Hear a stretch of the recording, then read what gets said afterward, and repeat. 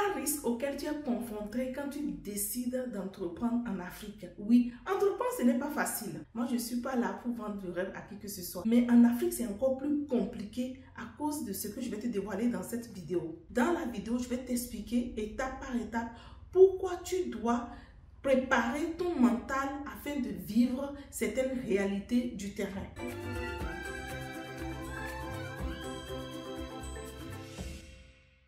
Bienvenue sur la chaîne des entrepreneurs audacieux. Ici, on ose, on crée de la richesse afin de pouvoir remplir notre compte bancaire. On utilise le digital pour aller plus vite.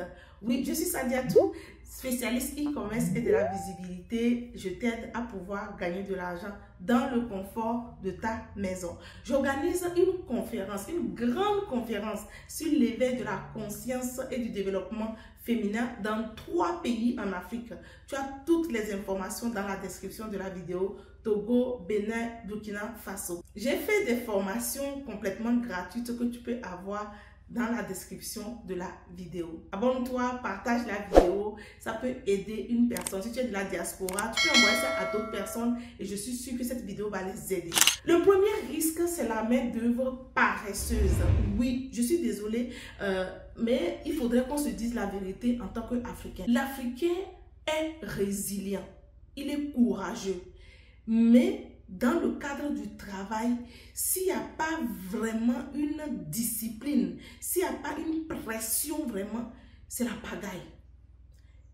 Et donc, tu dois apprendre à composer avec ça, être ferme. Sinon, tu vas avoir des collaborateurs qui viendront demander des arriérés tout le temps, mais qui ne vont pas faire ce que tu leur demandes. Tu vas avoir des personnes aussi qui sont irresponsables. C'est-à-dire qu'il y en a qui viennent travailler juste pour travailler. Et quand c'est comme ça, c'est difficile pour une personne, une entreprise qui est en construction, d'aller loin. Donc, c'est pour ça que tu dois prendre le temps de faire vraiment le tri et être carré, quoi.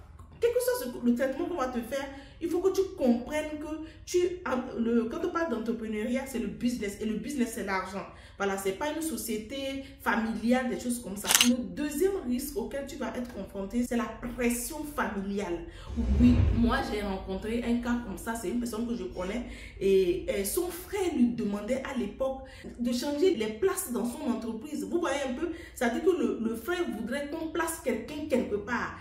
Et toi, tu as ton entreprise, il ne comprend pas le fonctionnement de l'entreprise. Il te demande de changer tel poste parce que sur cette tel poste, il y a possibilité de pouvoir avoir des pourboires et tout. Donc, ces genres de choses, tu dois te préparer, muscler ton mental pour pouvoir dire non. Et je te conseille vraiment de recruter uniquement sur compétences. Je ne dis pas de ne pas prendre quelqu'un de ta famille. Malheureusement, quand tu commences, tu vas commencer avec des poches. Mais quand la personne qui est proche de toi n'est pas compétente, il faut être en mesure de dire non. Tu n'as pas ta place là. Soit tu te formes pour faire bien le travail, soit je prends une autre personne. Ce n'est pas méchant. Au début, ils vont mal interpréter, mais le temps te donnera raison. Parce que quand la personne ira ailleurs, elle va se rendre compte qu'elle ne sait pas faire quelque chose. Voilà.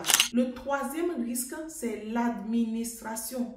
Il faut reconnaître que l'Afrique, c'est un continent corrompu. On n'a qu'à se dire la vérité. Donc, si tu es face à ça, il faut que tu ne peux pas changer le monde. C'est-à-dire que tu ne peux pas aller changer les gens du jour au lendemain. Ils ont leurs habitudes et tout. Mais il faudrait que tu apprennes à composer avec cela et apprendre aussi à dire non. Voilà. Il y en a par exemple, pour faire X chose, on va te demander de donner de l'argent par-ci, par-là. Si toi, tu penses vraiment que ce n'est pas important, il faut être en mesure de dire non. Maintenant, quand on dit non, il faut que tu sois capable aussi de subir les conséquences parce que bon, si un agent de la mairie vient te voir et pour X raison, il demande 10 000 francs que tu ne le donnes pas, il faut t'attendre concrètement que il peut te mettre les bâtons dans les roues et tout. Donc, c'est pour ça que il y en a par exemple qui disent qu'en Afrique, quand tu veux entreprendre, c'est pas forcément connaître les gens qui sont riches, mais il faut connaître les personnes qui sont puissantes. Et c'est ça qui va te permettre vraiment d'aller à un autre niveau. Voilà, si tu as aimé la vidéo, n'hésite pas à mettre dans les commentaires